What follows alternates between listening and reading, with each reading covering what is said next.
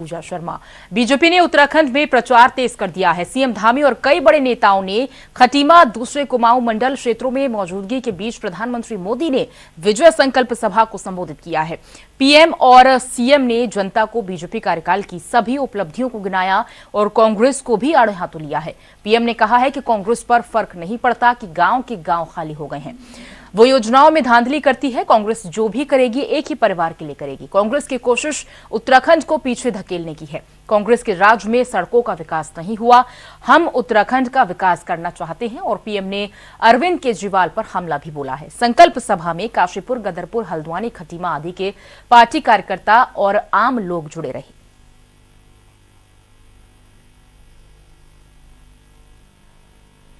उत्तराखंड में विधानसभा चुनाव के मतदान से ठीक पहले बीजेपी उत्तराखंड के चुनावी समर में प्रधानमंत्री नरेंद्र मोदी को उतारने जा रही है।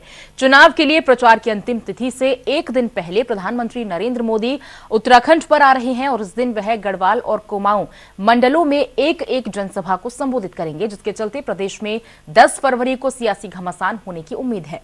अब खास बात यह है कि एक तरफ जहां पीएम आ रहे हैं तो वहीं दूसरी तरफ कांग्रेस नेता राहुल गांधी भी तीसरी बार उत्तराखंड के दौरे पर रहेंगे। साथ ही साथ 12 फरवरी को प्रियंका गांधी भी उत्तराखंड में चुनावी रैली करेंगी।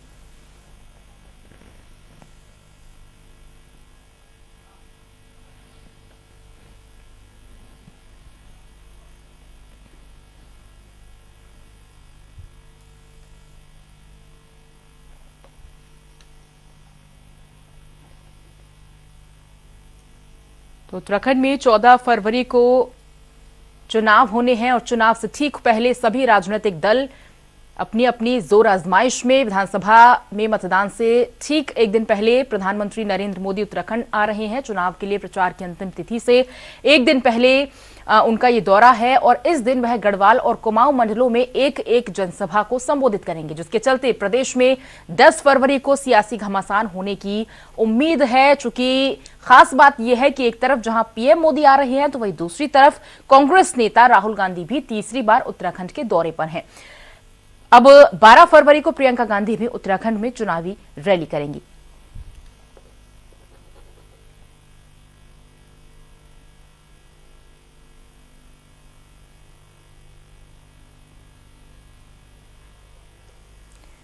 तो 10 फरवरी का ये दिन कह सकते हैं कि सियासी घमासान में मचा रहेगा, चूंकि एक तरफ देश के प्रधानमंत्री नरेंद्र मोदी उत्तराखंड के दौरे पर रहेंगे, वहीं दूसरी तरफ कांग्रेस के पूर्व अध्यक्ष राहुल गांधी भी चुनावी दौरे पर रहेंगे। वहीं 12 फरवरी का दिन भी खास रहने वाला है, चूंकि प्रियंका गांधी उत्तराखंड के दौरे पर रहेंगी, चुनावी रैलियां करेंगी।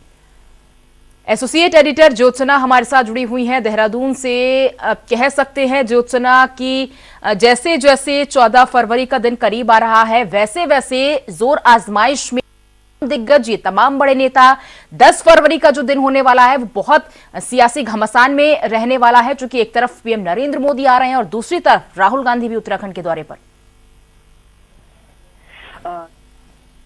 वो अंतिम चरण में है। 12 फरवरी की शाम 5 बजे प्रचार खत्म हो जाएगा और जिस तरीके से अब धीरे धीरे चुनाव आयोग से कह सकते हैं कि रिलैक्सेशन मिल रहा है लगातार, ऐसे में अब सभी लोग ये मान रहे हैं कि ज्यादा से ज्यादा प्रचार कैसे करें, मैक्सिमम लोगों तक कैसे पहुंचा जाए। और अभी तक जो वर्चुअल रैलियां हुई थी, डोर टू डोर जनसंपर्क हो रहा था, अब वो दूसरे ढंग में कन्वर्ट हो रहा है। और आप सोचिए कि अभी तक प्रधानमंत्री ने नैनीताल और हरिद्वार 2 लोकसभा सीटों की वर्चुअल रैली की थी, लेकिन अब वो 10 और 11 तारीख को श्रीनगर और अल्मोड़ा आ रहे हैं, यानी कि गढ़वाल और अल्मोड़ा संसदीय सीट के मतदाताओं को वो सीधे संबोधित करेंगे। कई विधानसभा क्षेत्रों के लोग उन्हें सीधे सुनेंगे और कुछ विधानसभाओं के लोग वर्चुअली उनसे जुड़ेंगे। वहीं अगर कांग्रेस की बात करें तो कांग्रेस में भी राहुल गांधी का कार्यक्रम तय हो गया है।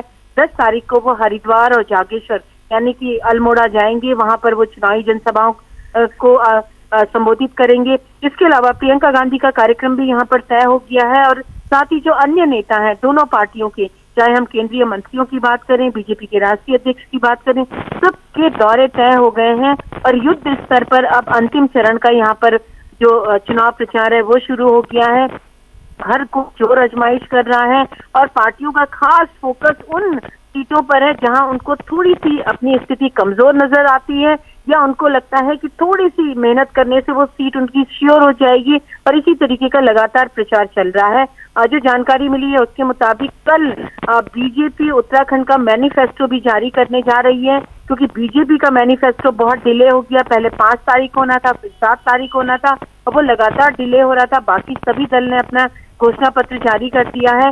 बीजेपी के घोषणा पत्र का इंतजार था। तो जो जानकारी है उसके मुताबिक कल केंद्रीय सड़क एवं परिवहन मंत्री नितिन गडकरी बीजेपी के मैनिफेस्टो को जारी करेंगे, और बीजेपी भी मैनिफेस्टो के माध्यम से अपना दृष्टि पत्र यानी विजन डॉक्यूमेंट जनता के सामने रखेगी कि अगले 5 साल वो क्या करने जा रही है। बिल्कुल, देखिए ज्योत्सना, अगर हम इलेक्शन की बात कर रहे हैं तो क्योंकि बहुत सारे राज्यों में है इलेक्शन, और उत्तर प्रदेश का भी आज जिस तरह से यूपी इलेक्शन के लिए बीजेपी की ओर से संकल्प पत्र जारी किया गया है, अगर हम उस पर थोड़ी सी नजर डाल लेते हैं तो महिलाओं पर खास फोकस है। तो उत्तराखंड का जो विजन डॉक्यूमेंट होने वाला है, मैनिफेस्टो होने वाला है, उसमें भी क्या इस तरह की खास चीजें देखी जा सकती हैं कि महिलाओं पर खास फोकस?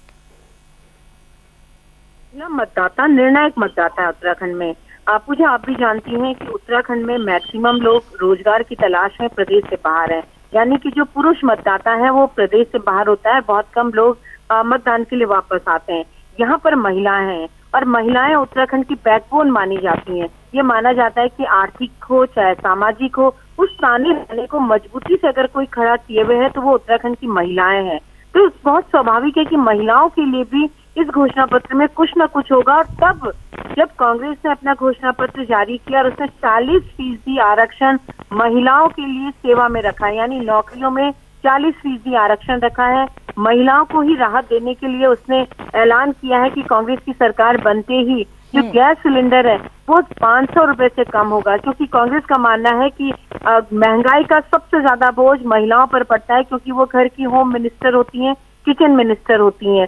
तो बीजेपी भी कहीं ना कहीं लुभाने के लिए कुछ ना कुछ चीजें जरूर रखेगी, खास तौर पर महिला मतदाताओं के लिए, युवा मतदाताओं के लिए, क्योंकि पलायन बहुत बड़ा मुद्दा है। और पलायन युवा इसलिए करते हैं कि अपने राज्य में उनको रोजगार के साधन उपलब्ध नहीं होते हैं, तो उन्हें भी रिझाने के लिए बहुत कुछ इस घोषणा पत्र में होगा। और जो हमें जानकारी मिली है कि बीजेपी ने जो 2017 में अपना विजन डॉक्यूमेंट जो जारी किया था, यानी घोषणा पत्र जारी किया था, बीजेपी पहले ये बताएगी कि हमने उस घोषणा पत्र में से कितनी घोषणाएं पूरी की हैं, कितने वायदे हमारे रह गए हैं और कितने वायदे हमने कंप्लीट कर लिए हैं। और उसी को आगे बढ़ाते हुए, उसी क्रम को आगे बढ़ाते हुए ये नया विजन डॉक्यूमेंट सामने आएगा। बिल्कुल ज्योत्सना, और देखिए अभी कुछ महीने देखा हमने कि किस तरह से कृषि बिल को लेकर भी बहुत सारा घमासान मचता हुआ नजर आया था। तो कृषि बिल के माध्यम से जिस तरह से तमाम जो किसान थे वो नाराज भी दिखे थे यहाँ पर सरकार से, और फ्री बिजली की बात जो विपक्षी लगातार करते आए हैं, चाहे वो कांग्रेस के तमाम बड़े दिग्गज हों या फिर खुद अरविंद केजरीवाल ही क्यों ना हो, वो भी फ्री बिजली का दावा यहाँ पर लगातार करते आए हैं।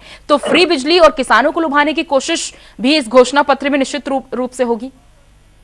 हाँ बिल्कुल, देखिए किसानों को लुभाने की कोशिश जरूर होगी, क्योंकि किसान एक बहुत बड़ा तबका है उत्तराखंड में, और जिस तरीके का मैसेज 3 कृषि बिलों के खिलाफ पूरे देश दुनिया में गया, उसको लेकर बीजेपी कहीं ना कहीं डैमेज कंट्रोल अपने घोषणा पत्र में करेगी। रही बात फ्री बिजली की या फ्री पानी की, बीजेपी का साफ तौर पर ये कहना है कि हम जो भी देंगे राज्य की जनता को वो सब्सिडी पर देंगे, उसकी सुविधा देख कर देंगे, क्योंकि बीजेपी ने पहले भी कहा था कि हम बीपीएल परिवारों के लिए सब कुछ करना चाहते हैं, चाहे फ्री राशन की बात हो, बिजली की बात हो, हर घर नल जल की बात हो, ये हम उन लोगों के लिए जरूर करना चाहेंगे जो वास्तव में कह सकते हैं कि जिन्हें इन सुविधाओं की जरूरत है और जो अफोर्ड नहीं कर सकते हैं। जो अफोर्ड करने वाली कैटेगरी है वो उसके लिए बीजेपी की अलग योजनाएं होंगी उनके हिसाब से। ये बहुत स्वाभाविक है कि आम आदमी पार्टी जिस तरीके से अपने गारंटी कार्ड में इस बात को कह रही है कि वो फ्री बिजली देगी, कांग्रेस की भी जो मुख्यमंत्री पद के दावेदार कह सकते हैं या चुनाव अभियान समिति के जो अध्यक्ष हैं हरीश रावत, उन्होंने भी साफ तौर पर कहा था कि हम 200 यूनिट तक बिजली फ्री देंगे। हालांकि बीजेपी के भी तत्कालीन ऊर्जा मंत्री ने कहा था कि 100 यूनिट तक देने का प्लान हमारा है, लेकिन उससे आगे के लिए हम सोचेंगे। बीजेपी हर उस मुद्दे को छुएगी पूजा जो जनता जिससे उसकी तरफ आकर्षित हो सके। और जैसे मैंने कहा कि हमें जो जानकारी मिल रही है कि बीजेपी का विजन डॉक्यूमेंट कंटिन्यूटी में होगा, यानी कि बीजेपी इस दावे के साथ अपने विजन डॉक्यूमेंट को पेश करने जा रही है कि हम कंटिन्यू सरकार कर रहे हैं, यानी डबल इंजन की सरकार हमने 5 साल चलाई है, अगले 5 साल भी हम डबल इंजन की सरकार चलाएंगे। और उसी के ध्यान में रखते हुए ये विजन डॉक्यूमेंट भी सामने आएगा। ठीक है, आप हमारे साथ बने रहे ज्योत्सना, आपसे आगे भी हम जानकारी लेंगे। उत्तराखंड बीजेपी बुधवार को घोषणा पत्र जारी करेगी, जिसकी तैयारी पूरी कर ली गई है। मिली जानकारी के अनुसार घोषणा पत्र में हर वर्ग का ध्यान रखा गया है। वहीं घोषणा पत्र जारी करने के लिए नितिन गडकरी देहरादून आ रहे हैं। तो ज्योत्सना हमारे साथ जुड़ी हुई है, एसोसिएट एडिटर। ज्योत्सना, जैसा कि लगातार हम चर्चा कर ही रहे थे कि विजन डॉक्यूमेंट कैसा होगा, और उसके लिए तमाम जो जनता है वो भी बहुत उत्सुक होगी निश्चित रूप से, क्योंकि जैसा कि आप जानकारी दे रही थी कि डबल इंजन की सरकार है और वो कंटिन्यू आगे के 5 साल करना चाहती है। नितिन गडकरी आ रहे हैं देहरादून और वो रिलीज करेंगे उनका विजन डॉक्यूमेंट। का चयन बहुत सोच समझ कर किया गया है, क्योंकि उत्तराखंड में जो सबसे बड़ी दरकार थी, ये माना जाता था कि जब रास्ते ही नहीं होंगे तो विकास पहाड़ की कैसे जाएगा। यानी कि जब रास्ते अच्छे होंगे, सुलभ रास्ते होंगे तो विकास की रफ्तार भी तेज होगी और विकास पहाड़ों तक जाएगा। और ये काम कह सकते हैं कि उत्तराखंड के पूर्व मुख्यमंत्री और पूर्व सड़क एवं परिवहन राज्य मंत्री बीसी खंडूड़ी के समय में ये कॉन्सेप्ट सामने आया था, और धीरे धीरे उत्तराखंड में एनएच का हाईवे, एनएच की जाल यहाँ बिछना शुरू हुआ था, रोड दुरुस्त होनी शुरू हुई थी। क्योंकि आप जानती हैं कि पहाड़ में सबसे दुर्गम जो कह सकते हैं या जिसे कह सकते हैं कि बड़ी कठिन होती है, वो यात्रा होती है पहाड़ी रास्ते में। तो उस सफर को एक सुरक्षित और सुहाना बनाने की कवायद हुई थी, और उस क्रम को आगे बढ़ाया नितिन गडकरी ने। आप जानते हैं कि उत्तराखंड में इस समय ऑल वेदर रोड का काम चल रहा है, यानी कि ऑल वेदर रोड जो बरसात में भी, जाड़े में भी और गर्मी में भी काम करेगी, इस तरीके की रोड बनाई जा रही है। भारतमाला प्रोजेक्ट के अंतर्गत सीमांत इलाके में रोड का जाल बन रहा है, यानी कि उत्तराखंड के पर्यटन को, यहाँ के विकास को रफ्तार देने के लिए जो सबसे बड़ा काम चल रहा है वो इस समय राष्ट्रीय राजमार्ग एवं परिवहन मंत्रालय का चल रहा है।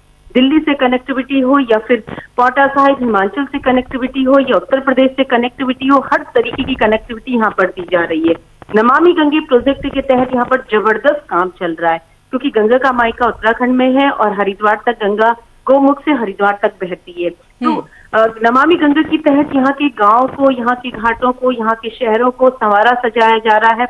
ये सारे प्रोजेक्ट चल रहे हैं, और ऐसे में उसी विभाग के मंत्री आके अगर यहाँ पर मैनिफेस्टो जारी करते हैं तो कहीं ना कहीं डायरेक्ट और इनडायरेक्ट इम्पैक्ट आम जनता तक जाता है, क्योंकि आम जनता उस बात को रियलाइज करती है कि इस मिनिस्ट्री के माध्यम से यहाँ पर ज्यादा काम हो रहा है, अच्छा काम हो रहा है। तो बीजेपी ने नितिन गडकरी का चयन किया है। दूसरा मुझे जैसे मैंने बताया कि ये विजन डॉक्यूमेंट एक कंटिन्यूटी में होगा, क्योंकि बीजेपी साफ तौर पर इस मिशन को आगे बढ़ा रही है कि अगले 5 साल भी हमारे होंगे, और अगले 5 साल में हम उत्तराखंड का इस तरीके से विकास करेंगे जो सपनों का उत्तराखंड बने। और प्रधानमंत्री भी बार बार अपने उद्बोधन में इसी बात को कह रहे हैं कि उत्तराखंड से मेरा एक अलग और विशेष लगाव है।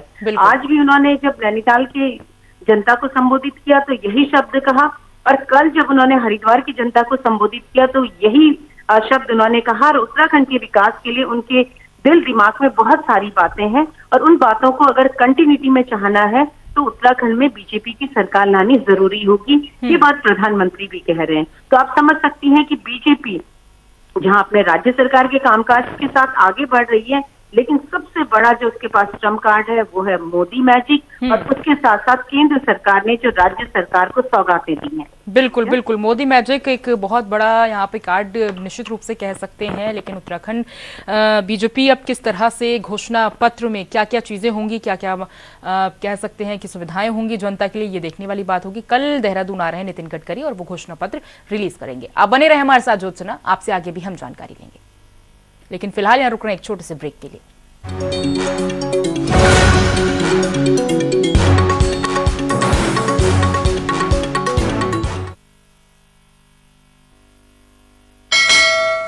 कोरोना में जिसने सुरक्षा कवच दिलाया और मुफ्त टीका दिलाया, लॉकडाउन में राशन दिया, ये चूल्हा बुझने नहीं दिया, उसी को जिताएंगे और किसे। किया है, करती है, करेगी सिर्फ भाजपा।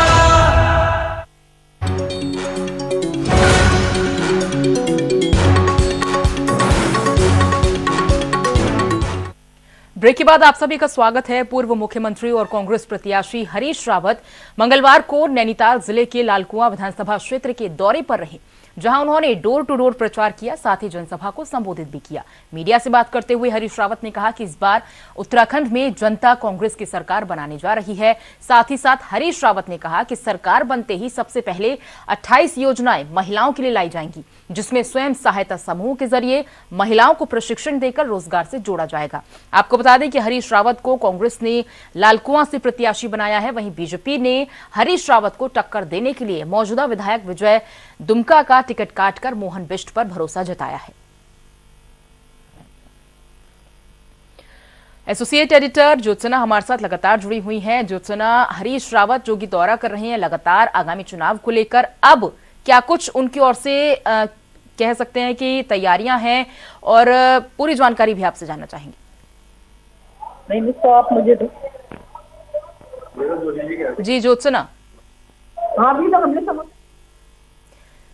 अभी तो रोशन आ रहा है। ज्योत्सना, हरीश रावत ने जो कि लालकुआं का दौरा किया है, रावत ने डोर टू डोर प्रचार भी किया है, लगातार जनसंपर्क भी वो कर रहे हैं, जनसभाएं भी कर रहे हैं, जोर आजमाइश तो उनकी ओर से भी लगातार देखी जा रही है। अब उनकी ओर से 28 योजनाएं जो महिलाओं के लिए लाई जाएंगी, वो योजनाएं क्या कुछ होने वाली हैं? लगातार इस बात को कह रहे हैं कि महिलाओं को लेकर खास फोकस है, और आप भी जानती हैं कि उत्तराखंड में, जैसे मैं अभी बता रही थी, कि निर्णायक मतदाता महिलाएं होती हैं। मैक्सिमम महिलाएं यहाँ पर वोट करती हैं, और जिस तरफ उनका रुख होता है उसकी किस्मत पलट जाती है। कोई भी दल महिलाओं को लुभाने में पीछे नहीं जा रहा है। आम आदमी पार्टी की बात करें, बीजेपी की बात करें, कांग्रेस तो कतई भी पीछे नहीं है। कांग्रेस ने तो, हालांकि कांग्रेस की महासचिव प्रियंका गांधी ने यूपी में कहा था कि 40% टिकट महिलाओं को, लेकिन उत्तराखंड में ये फॉर्मूला लागू नहीं हुआ, यहाँ पर तो नहीं दिए गए।